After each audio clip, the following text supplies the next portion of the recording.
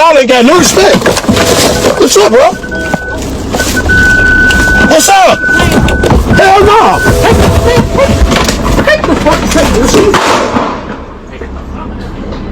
It was a warm August evening in Chicago, the kind where the sun lingers a little longer and the streets hum with a restless energy.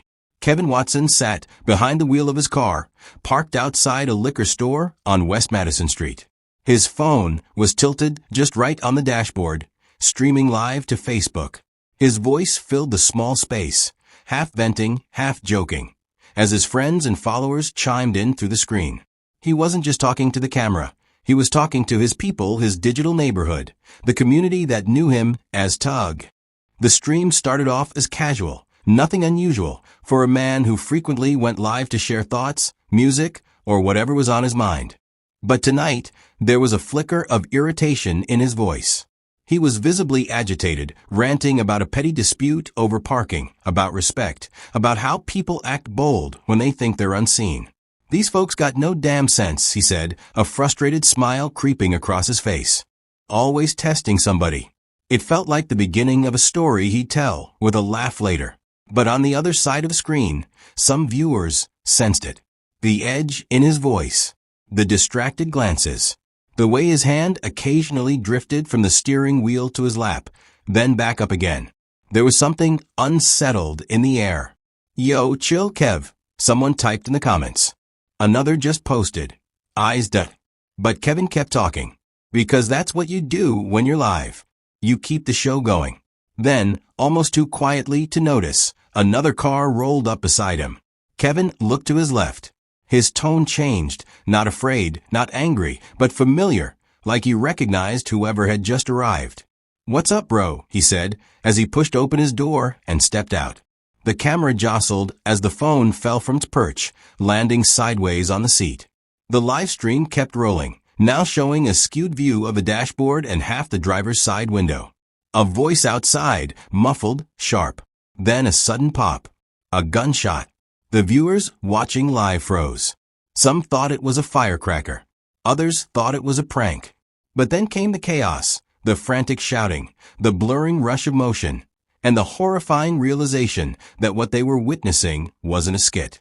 This was real. Kevin Watson had just been shot. And it was happening live. People scrambled in the background.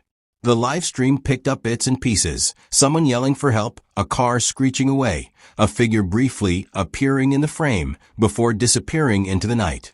For nearly 10 full minutes, the phone continued broadcasting from inside the car, capturing the chilling aftermath as Kevin's life slipped away just a few feet outside. It wasn't just a crime. It was a digital execution broadcast to friends, family, and strangers alike. Some viewers watched in horror. Others frantically messaged him. A few called 911, but it was too late. Kevin was rushed to Mount Sinai Hospital, but the wound to his chest was fatal.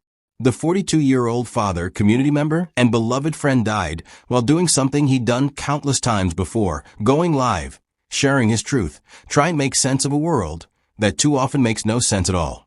What happened that night wasn't just a murder. It was a haunting moment that captured the violent unpredictability of life in real time. A man went live to speak his mind and died before he could finish the sentence.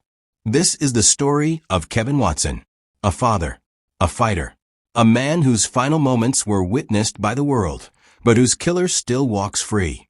Before we continue, take a moment to like this video. Share the story of Kevin Watson with someone you love to create awareness. And don't forget to hit the subscribe button to never miss stories like Kevin's. He wasn't famous. He didn't have a record deal, wasn't trending on TikTok or any other social media, and had never made the evening news until the night he died. But to those who knew him, Kevin Watson was a big name. He was Tugg, a streetwise, soft-hearted Chicago native with a sharp tongue, a strong laugh, and a deep loyalty to his family. The kind of man who could crack a joke and calm a storm in the same breath. His presence didn't just fill a room, it filled entire blocks. Kevin grew up in the South Austin neighborhood of Chicago, where life teaches you to stay alert, love hard, and never fold. He had been through more than most people could imagine, Yet he carried it all with the calm confidence of someone who had learned to survive by leaning into hope. He wasn't a saint, but he was solid. The kind of man who checked on his neighbors, gave money when someone was short, and knew every shortcut through the West Side. Friends say he had a sixth sense for reading people. He could spot trouble before it got close. And he was known for walking away from drama more often than diving into it. But like many men in his neighborhood, pride and respect weren't just values. They were survival tools.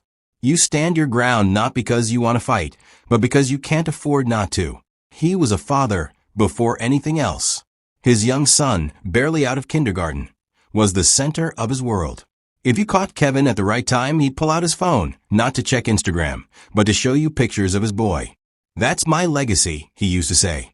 "He's the reason I'm still here." The love was deep and visible, etched into every decision Kevin made. Every hustle, every move, every risk, it was for his son. Kevin had a way of making the ordinary feel big. A trip to the store could become a whole event if he ran into a few people he knew. He talked with his hands, joked with strangers, and treated Facebook Live like a personal talk show. To him, going live wasn't about chasing clout, it was therapy. It was how he connected, how he unpacked stress, how he reminded the world he was still standing. And standing, for Kevin, was an act of defiance. Against the violence that had taken so many. Against the stereotypes that tried to box him in. Against a city that offered little and demanded much. Every smile, every laugh, every moment he showed up for his community. It was all part of a fight to live freely, loudly, and unapologetically. So when he pressed go live on that final evening, Kevin wasn't just talking to his phone. He was speaking to the people who knew him best. He was being himself in the most Kevin way possible. Real, raw, unfiltered. And that's what makes his death so haunting. Not just that he was killed, but that the world lost a man in the exact moment he was being most alive. The sun was beginning to set over West Madison Street, casting long, golden shadows across the cracked pavement. It was a kind of evening that made the city look almost peaceful, as if the concrete jungle had exhaled for a moment. But beneath that calm, there was always noise. Car horns in the distance, music leaking from corner stores, and conversations that carried like echoes down the block. Kevin Watson had just stepped out of a liquor store, a familiar stop in a familiar neighborhood. He wasn't in a rush. He had time. Or so he thought.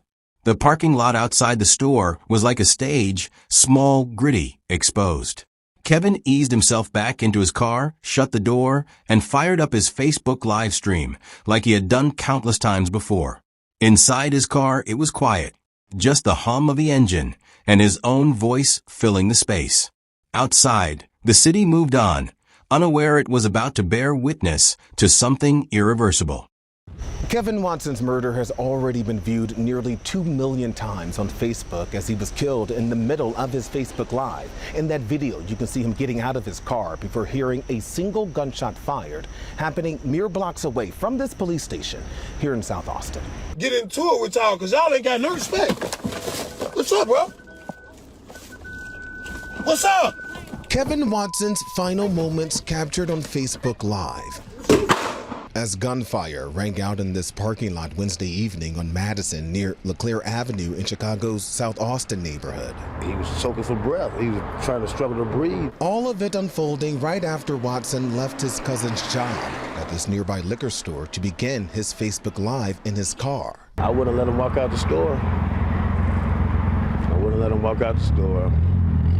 He was a good man for this community. No matter what he done, he helped people, you know? He helped me get this job in there. Close friends turned heartbroken witnesses say as Watson was walking to his car. He was talking to a guy, and he was going to his car, and then the guy followed behind him.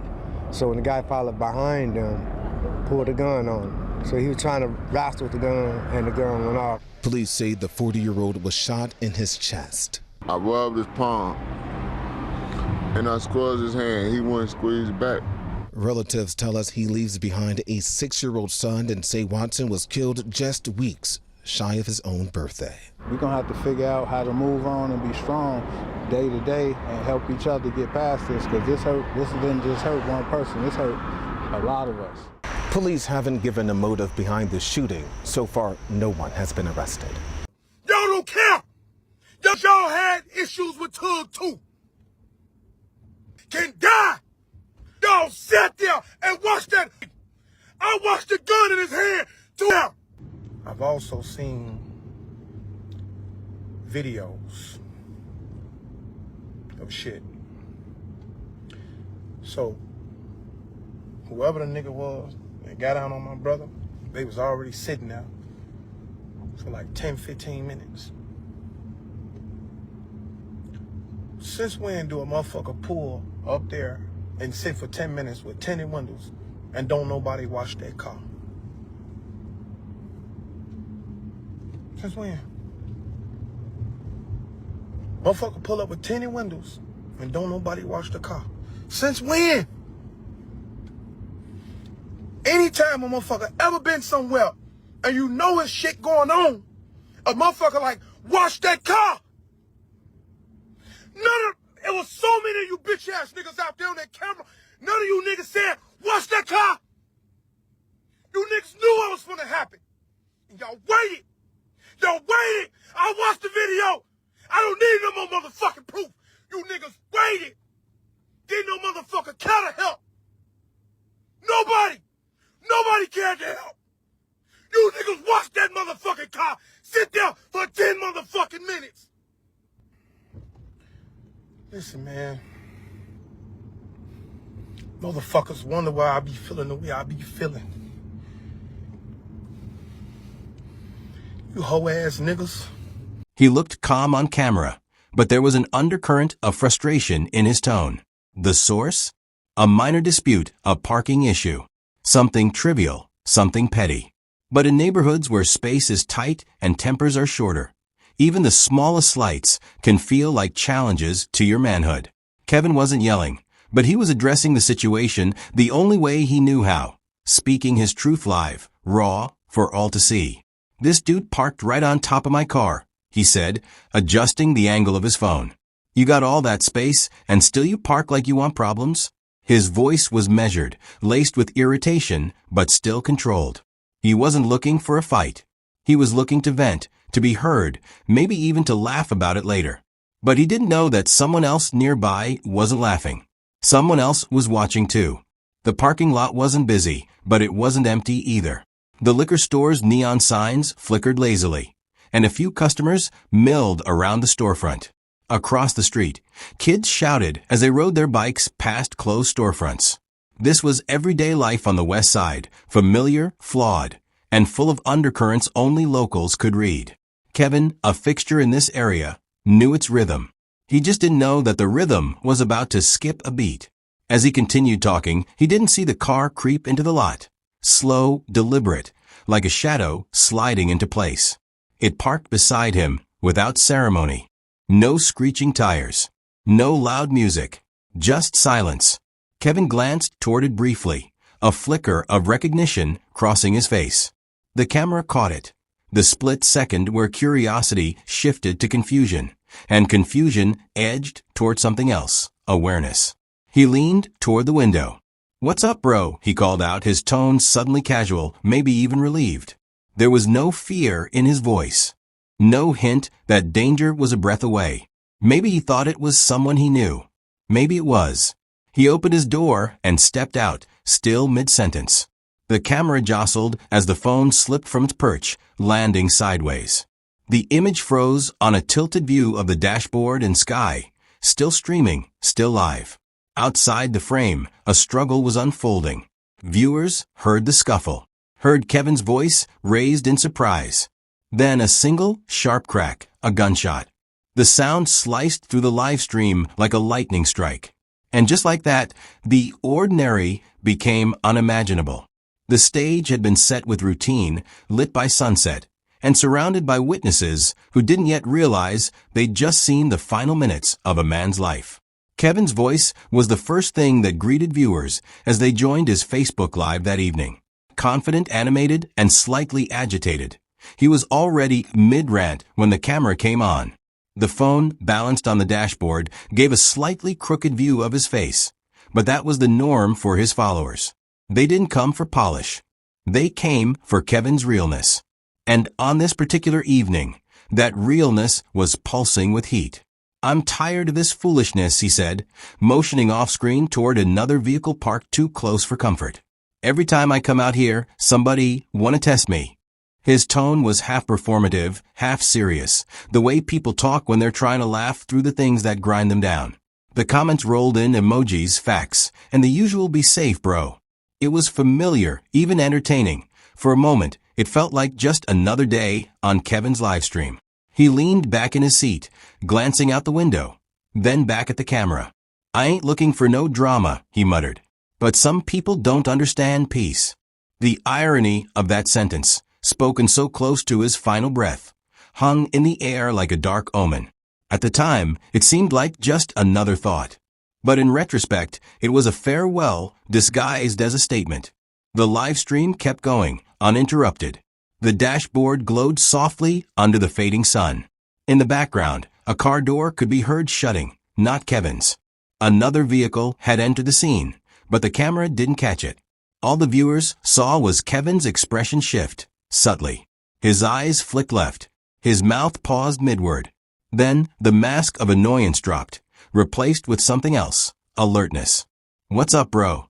Kevin called out to someone off camera. His voice changed, no longer sharp, but familiar, almost friendly. Then, without warning, he opened his door and stepped out. The phone wobbled, lost its balance, and landed on the passenger seat, tilted sideways. The camera kept streaming, now showing a half view of the sky and the edge of the dashboard. The sound, however, didn't miss a beat. From the phone's angle, nothing was visible, but the audio was unmistakable. There was a brief exchange, then a sudden scuffle. Shuffling feet, a raised voice, a panicked breath, and then a loud crack, a single gunshot. The sound was piercing, echoing across the live stream and through the homes of everyone watching. In that instant, confusion flooded the comments. "Was that a gunshot? Kev, you good? Somebody call 911. But Kevin didn't answer. The phone lay still. The camera, still live, recorded the chaos without context. Viewers could only hear the aftermath, frantic voices, feet running, a car screeching off. Some thought it was staged. Others hoped it was. But deep down, many knew they had just watched something irreversible. Kevin's live stream hadn't just started. It had captured the exact moment his life ended. The screen had tilted into silence, but the world behind it erupted. The live stream still ran, now capturing only the edge of the dashboard and a sliver of sky, almost serene in contrast to what was unfolding outside. Kevin's voice had vanished. All that remained were jagged pieces of noise, shouts, movement, confusion, fear. Then came the sound that cracked the calm like thunder. A single gunshot, sharp and unmistakable. The blast echoed across the parking lot and through the speakers of every viewer tuned in. In homes and on phones, people sat frozen, staring at a live stream that had suddenly become a crime scene. "Did he just get shot?" someone commented. "This ain't real," another typed, followed by rows of question marks and panicked emojis. But it was real, terrifyingly real. Kevin Watson had just been gunned down on camera. Outside the car, chaos followed. A voice screamed something unintelligible. Feet scraped against pavement. A door slammed. Tires screeched. Whoever pulled the trigger was gone in seconds, like a shadow fading into the night. But Kevin didn't move. Not a sound came from his direction. The stream picked up gasps from bystanders now rushing over, some shouting his name, others calling for help, all of them caught between disbelief and horror. One of the first to reach him was his cousin, Jacquez Smith. He dropped to his knees beside Kevin, trying to make sense of what he was seeing, his blood on the pavement, his body crumpled beside the car door, the gold Tugg chain lying beside him. Jacquez grabbed Kevin's hand and squeezed. "Squeeze back, bro," he begged. "Come on, squeeze." But Kevin's hand remained still. His chest heaved in shallow, broken breaths. His eyes stared without focus. The live stream, still running, began to fill with frantic energy. Comments flooded in. Some viewers were screaming through their keyboards, begging someone to tell them Kevin was okay. Others watched silently, unable to turn away. It wasn't just a tragedy. It was a surreal collision between real life and digital witness. Strangers had become unwilling bystanders to a man's final moments, watching helplessly as his life bled away in real time. Paramedics arrived minutes later, pushing through the gathering crowd. Kevin was rushed to Mount Sinai Hospital with a gunshot wound to the chest. He was still alive, barely. The live stream finally cut off as the phone was moved or jostled. But by then, the damage was done. The internet had seen everything, and the people closest to Kevin were left with a brutal reality. The man they loved might not make it through the night. Despite the efforts of the emergency team, Kevin was pronounced dead at the hospital. The news spread fast, first by word of mouth, then by the same platform that had hosted his final broadcast. Friends, family, and strangers alike flooded social media with heartbreak, disbelief, and rage. They had watched a life end right in front of them, and no one could rewind it, pause it, or stop it. This wasn't just a shooting. It was an execution that unfolded like a nightmare, in front of hundreds of witnesses who never imagined they'd watch a man die on their phones. The violence had come without warning, in the most public way possible. It was sudden, senseless, and cruel, leaving behind a haunting silence where Kevin's voice used to be. The parking lot was no longer just a place to pick up a bottle or meet a friend. It had become a war zone wrapped in disbelief. As the first few witnesses rushed toward Kevin's body, their footsteps sounded like thunder against the stunned silence. Some shouted his name. Others froze, paralyzed by the reality that the man who had just been smiling into his phone was now lying motionless, his life slipping away with every passing second. Jacques Smith, Kevin's cousin, was among the first to reach him. His voice cracked as he knelt beside the body, gripping Kevin's hand. "Tugg, it's me, it's Quez," he whispered. "Come on, bro, stay with me." Kevin's eyes were fluttering, his lips trying and failing to form words. Jacques begged him to squeeze his hand. I rubbed his palm, he later recalled, his voice shaking. He was choking for breath, and he wouldn't squeeze back. The helplessness was suffocating. Onlookers circled in, some filming, others yelling for someone to call 911. A woman screamed from across the street, and a man dropped his phone while trying to dial emergency services. A child, too young to understand, but old enough to feel the weight of what had happened, clung to his mother's leg. The chaos felt endless. But through the noise, one thing was clear. Kevin Watson was dying, and no one there knew how to stop it. Inside nearby homes, the live stream was still playing. Friends and family, hundreds of miles away, watched with rising dread. What began as a casual video had turned into something unthinkable. Phones rang. Messages poured in. People who knew Kevin were trying to make sense of what they were seeing. Is this real? Where is this happening? Somebody get to him now. Social media had become an echo chamber of panic. One of Kevin's close friends, Alvin Jackson, later explained what happened from the ground. It was over something stupid, he said, shaking his head. A damn parking spot. Kevin didn't want no trouble. He was just talking it out like he always did. Jackson had seen the scuffle the moment Kevin stepped out of the car, arms raised in confusion, not aggression. He didn't even see it coming, he added. They shot him for nothing. By the time paramedics arrived, it was clear this wasn't just another shooting. It was a moment the whole block, and now the whole city, would remember. Neighbors wept. Strangers hugged. The liquor store clerk, who had seen Kevin just minutes earlier, stood by the door in stunned silence, muttering, "He was just here. He was just right there." The physical aftermath was chilling. Blood stained the pavement where Kevin fell. His phone, still streaming moments earlier, had been recovered. His gold chain, engraved with Tugg, lay glinting in the fading light. It was no longer just jewelry. It was evidence, a symbol of a life cut short, and a clue in a murder that now had the attention of an entire city. But even as emergency lights flashed and crime scene tape stretched across the parking lot, there was a deeper ache pulsing through the crowd. It wasn't just about the shot fired. It was about the feeling that someone beloved had been taken violently and publicly in front of people who cared about him most. And in that moment, all they could do was grieve and wait for justice that felt far too uncertain. The ambulance pulled away from the parking lot with its siren silent, a grim signal that every second now counted. Inside, Kevin Watson lay motionless, a single gunshot wound to the chest robbing him of the life he had fought so hard to build. Paramedics worked furiously, compressions and oxygen, racing against the kind of silence that always follows sudden violence.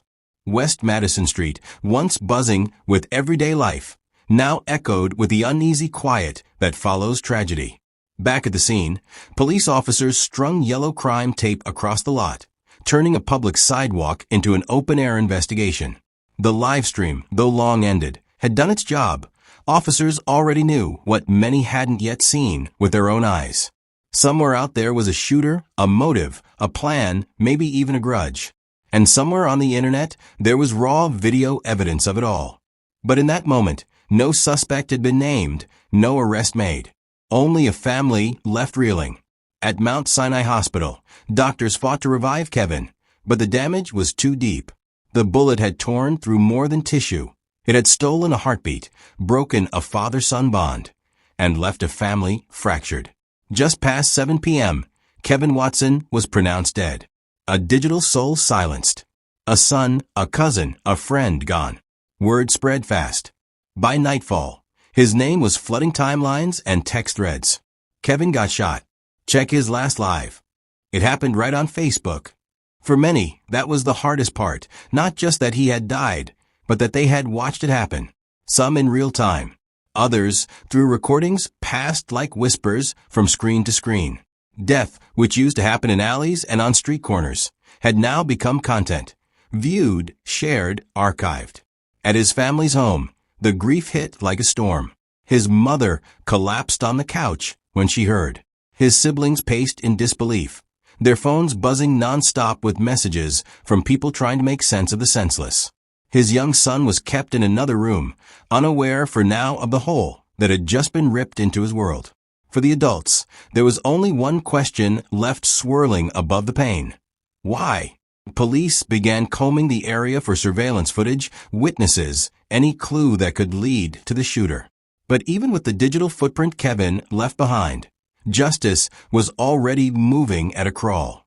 No one had been arrested. No names released. The city's silence felt deafening. Another man gunned down. Another live stream turned eulogy. Another headline added to a growing pile of unsolved crimes. But to his family and friends, Kevin wasn't just a statistic. He was Kevin. Tugg, the guy who cracked jokes in parking lots and showed off his son like he was royalty. The man who fought to stay above the chaos, only to be dragged down by it in the most public way possible. In the immediate aftermath, one truth remained. The stream had ended, but the nightmare was only just beginning. In the days that followed, Kevin Watson's name was spoken with a mixture of reverence, rage, and raw heartbreak. His death didn't just ripple through the community. It tore through it like a wave. On the same West Madison Street where he had been shot, people began leaving candles, handwritten notes, and photos. His gold Tugg chain had once shined in the sun. Now, it was immortalized in poster boards and vigil flyers taped to brick walls. His absence was everywhere. His mother, broken by grief, refused to watch the video. "I can't see my baby die," she whispered to relatives. She held tight to old photographs instead, the ones where Kevin was smiling wide, his arm draped around his son, his face full of pride. She wasn't alone. Family members took turns comforting one another, retelling stories from before all this, before live streams, before gunshots, before silence. Every memory now felt sacred. Kevin's son, barely old enough to tie his own shoes, kept asking when his daddy was coming home. "He promised me he'd take me to the park this weekend," the boy said, not yet understanding that some promises, no matter how sincere, don't get to be kept. The family shielded him from the details, but even children can feel the weight of loss. His world had shifted, even if he couldn't name it yet. Friends gathered by the dozen at the site of the shooting, some bringing candles, others bringing rage. They didn't understand how someone so visible, so well-loved, could be taken so suddenly, and in front of everyone. He wasn't just a dude on live, one neighbor said at the vigil. He was our dude. He checked in on us. He gave when he had nothing. He was real. Their voices cracked not from fear, but from exhaustion. They were tired of burying their own. Social media became a digital memorial. Photos of Kevin flooded timelines. His voice replayed in clips. His last words analyzed and shared. Some used his death to cry out for justice. Others, simply to mourn. In the comments of his final livestream, strangers posted prayers, while those who had watched it in real time admitted they couldn't sleep. "I saw him die," one woman wrote, "and I can't unsee it." The pain wasn't isolated. It spread, felt by people who'd never met him but saw themselves in him.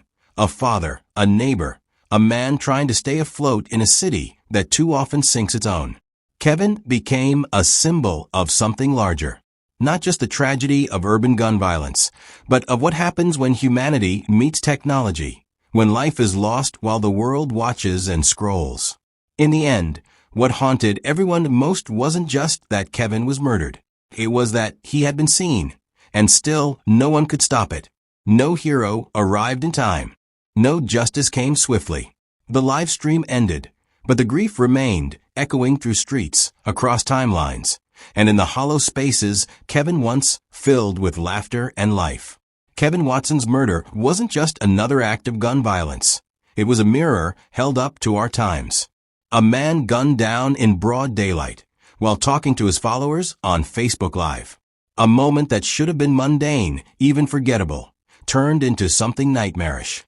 In a world where our lives are increasingly documented, where our moments are performed for the camera, what does it mean when even death becomes content? We scroll past headlines like his everyday, man killed on livestream, without fully absorbing the human lives behind those clicks. But Kevin's story forces us to look harder. He wasn't in a gang. He wasn't running from anyone. He wasn't pulling a weapon. He was showing his neighborhood, laughing with viewers, proud of the day's weather and the moment he was in. And then, with a flash and a bang, he was gone. Permanently. The tragedy also underlines something more sinister: the normalization of witnessing violence in real time. We've grown numb. What used to haunt us now scrolls past in seconds. Kevin's final moments were streamed, replayed, slowed down, captioned, and analyzed not just by investigators, but by everyday people with a Wi-Fi connection and curiosity. We're not just consumers of tragedy, we're participants, even if passively. And yet, the internet, while part of the problem, was also part of the response. It kept Kevin's name alive. It carried the story beyond his block, beyond Chicago, to viewers who would never have heard of him otherwise. It sparked outrage, tears, and a communal plea for justice. The same digital space that captured his last breath also helped honor the breaths he took before it. That duality is hard to reconcile. Kevin's murder leaves behind urgent questions. How do we protect our communities when our killers are increasingly faceless? What does justice look like in a world that witnesses crime through screens before courts? And how do we mourn someone whose death was made public, whose final seconds are archived forever? Perhaps the most powerful reflection comes not from analysts or media personalities, but from Kevin's young son. Standing at his father's memorial, holding a candle too big for his tiny hands, he looked up and asked a quiet question no one could answer. Why would someone hurt my daddy? And maybe that's where the reflection must begin, with the questions we can't yet answer, but must never stop asking. If Kevin Watson's final moments taught us anything, it's that the line between life and loss can be thinner than a screen. We watched a man live and die in real time. And now the question isn't just what happened, but what happens next. His story cannot end with silence, or worse, with us forgetting. We owe him more than a viral moment. We owe him action. To the viewers watching this isn't just Kevin's story. It's a story about every neighborhood where young men sit in their cars, unsure if they'll make it home. It's about a country where violence is a constant shadow, and too often, justice drags behind. Kevin was not a headline. He was a father, a son, a friend. His story should never become just another cautionary tale. So ask yourself, what role will you play? Will you speak up when violence takes root in your community? Will you push for policies that protect lives like Kevin's? Will you challenge the systems that make moments like his possible, even inevitable? Or will you simply scroll past, numbed by the noise of it all? The time to act is not tomorrow, it's now. Honor Kevin by remembering him, but also by refusing to let his death be in vain. Support local violence prevention programs. Attend community meetings. Listen to those who are crying out in grief and rage. And if you have a platform, whether it's 10 followers or 10,000, use it. Spread his name. Share his story. Not just the way he died, but the way he lived.